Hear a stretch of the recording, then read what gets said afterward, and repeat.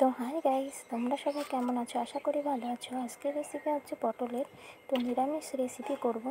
রেসিপিটা খুব সুন্দর, একবার করে দেখবে বাড়িতে, যদি অবশ্যই ভালো লাগে। তো আমার রেসিপিগুলো যদি ভালো লাগে আমার চ্যানেলটিকে সাবস্ক্রাইব করে দিও। তো প্রথমেই বলি, পটলগুলোকে গোটাভাবে রেখে দেবে, তারপরে মধ্যে দিয়ে 3টে দাগ দিয়ে কেটে দেবে পটলগুলোর মাছ দিয়ে। তারপরে পটলগুলোকে ধুয়ে তেলের উপরে পাঁচফোড়ন দিয়ে লঙ্কা দিয়ে পটলগুলো দিয়ে নেড়ে চেড়ে 5 মিনিট ঢেকে রাখবে।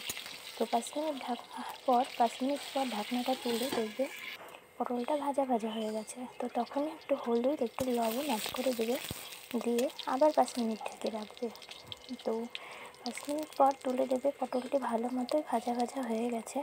তো তারপরে বাটনাটা করবে। বাটনাটা হচ্ছে জিরে, আদা, লঙ্কা ও শস্য। তো এই বাটনাটা করে নেবে। তারপরে বাটনাটা হয়ে গেলে ঢাকনাটা তুলে পটলটাকে নেড়ে চেড়ে তার মধ্যে বাটনাটা দিয়ে দেবে। তো তারপরে একটু নেড়ে চেড়ে একটু জল অ্যাড করে দেবে।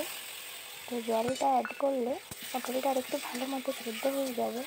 তো যখনই পটলটা ভালো মতো সেদ্ধ হয়ে যাবে আর মশলা থেকে যখন তেলটা বেরিয়ে যাবে, তখনই নামিয়ে নেবে। দেখবে রেসিপিটা হয়ে গেছে। আর একবার বাড়িতে ট্রাই করে দেখবে, খেতে সত্যিই অনেক সুন্দর লাগে। বাই।